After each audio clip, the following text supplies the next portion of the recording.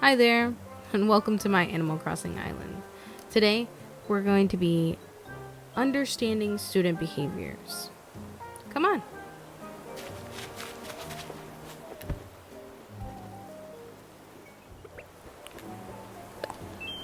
Greetings. Today, we're diving into something a little different. We're going to be analyzing student behaviors and doing our best to understand them through the tools provided to us. So, let's go. Now, every student who walks into my classroom carries an invisible backpack filled with experiences, emotions, and challenges. Some students are engaged and eager to learn, while others seem withdrawn and anxious, or even defiant. But the behaviors I see in my classroom are just the tip of the iceberg. Underneath the surface, each child has taken a different journey to arrive at this moment. So, how do we, as teachers, work backwards to understand these behaviors? Well, more importantly, how do we respond in a way that meets their needs? Today, I'll explore this question using what I've learned from my coursework, my experiences, and of course, the world of Animal Crossing. Now, first, let's talk about the role of trauma in student behavior. Many students enter the classroom carrying the weight of past trauma. Studies show that nearly 2/3 of adults have experienced childhood trauma, ranging from abuse and neglect to household dysfunction. These experiences don't just affect emotions, they impact brain development, learning, and behavior. Trauma affects the way students interact with authority figures, their ability to regulate their emotions, and even their attention spans. Research on trauma-informed teaching shows that teachers with a higher level of training in this area report fewer difficulties working with students exposed to violence and trauma. This tells us that understanding trauma isn't just about empathy, but strategy too. For me personally, I always understood that my students have probably experienced trauma at some point in their lives. As a native New Orleanian, I understand that the area of the city that I work in isn't known for its safety, and that means that even on a surface level, I know that my students are experiencing things that I may not be able to relate to or understand. I believe helping students starts by first giving them understanding and compassion for the things that they bring with them from outside of the classroom.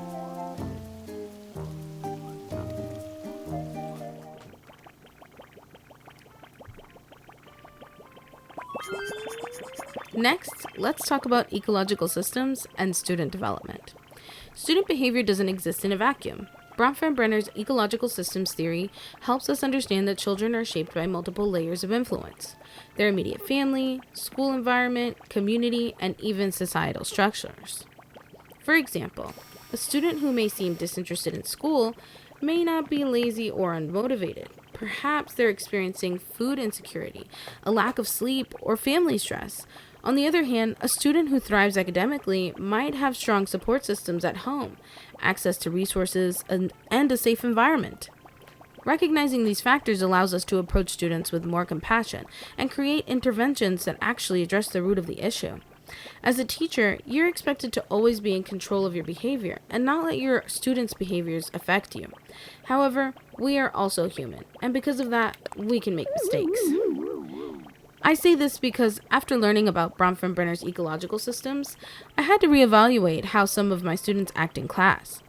I realized that I was maybe assuming that certain students were just lazy instead of going through things at home that I may not be privy to. In learning about the 5 forces impacting our lives, I tried to give my students more grace while still holding them accountable for their education. Next, let's talk about attachment and the learning brain. Let's go.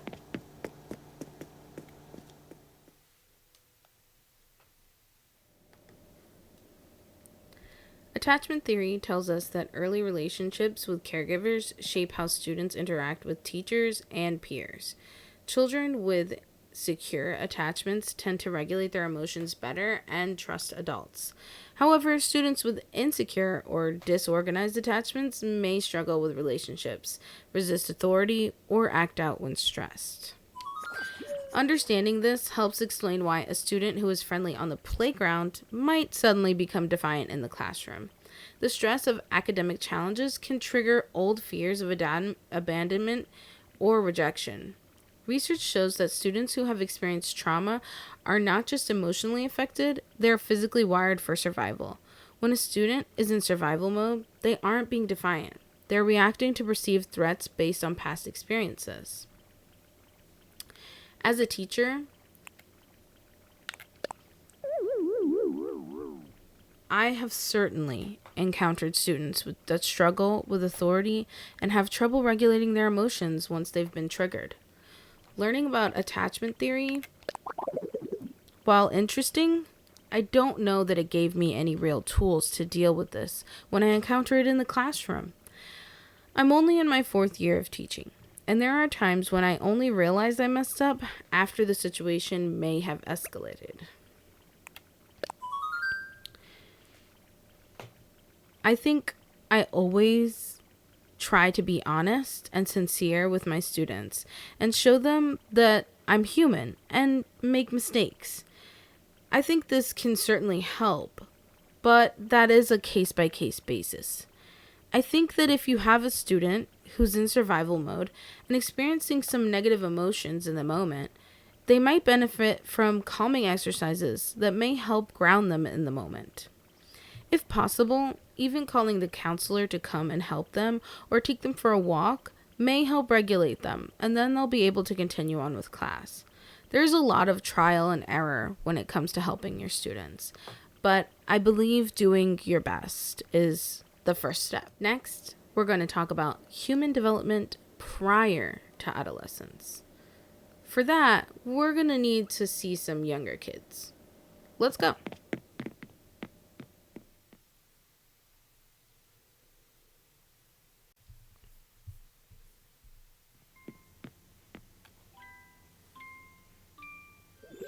Ah, yes, the daycare. So, even before students enter my classroom, their brains have been shaped by experiences that began long before they could walk or talk. Research in early childhood development shows that children begin learning in the womb. Their environment, both before and after birth, affects brain growth, emotional regulation, and even their ability to form relationships. For example, studies show that early adverse experiences can physically alter brain structures, leading to difficulties in learning and self-regulation. Children raised in high-stress environments may have underdeveloped neural pathways, making it harder for them to focus and process information. This tells us that behavior issues in the classroom aren't just about discipline. A child who struggles to sit still, follow directions, or regulate their emotions may not be misbehaving. They may be reacting to developmental challenges that began long before they set foot in school. Understanding this helps teachers move away from punishment-based approaches and toward developmentally informed strategies. By providing structure, emotional support, and opportunities for growth, we can help students build the neural connections they need to succeed. In practice, teachers are unable to do much about developmental stressors that happen prior to the child being in their class. However, gaining an understanding that students' brain chemistry is altered by these early stressors, I believe has helped me to try and find ways to differentiate in a way that is more helpful for my students to process information, rather than assume that they're being lazy because they complain about the work that I give them. Knowing this about them helps me to find ways to break it down in a way that doesn't overwhelm them.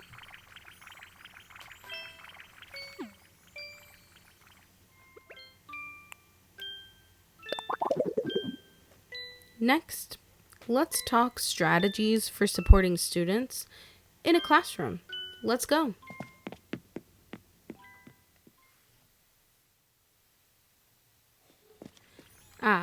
The classroom. Let's talk strategies for supporting students.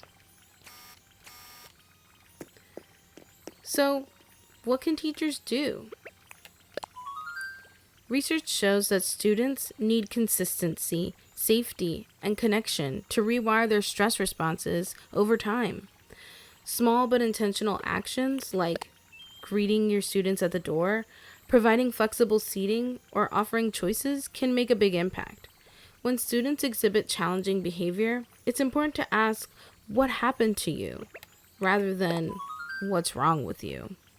Shifting from punishment to understanding allows us to create classrooms where all students feel seen and supported. So, at the end of the day, what does that mean? Well, let's go take a walk and we'll talk about it. So, at the end of the day, every student's journey is different, shaped by past experiences and present circumstances.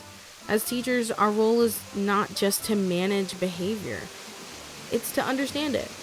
And by combining research with real life experiences, we can create trauma informed, student centered classrooms that empower all learners.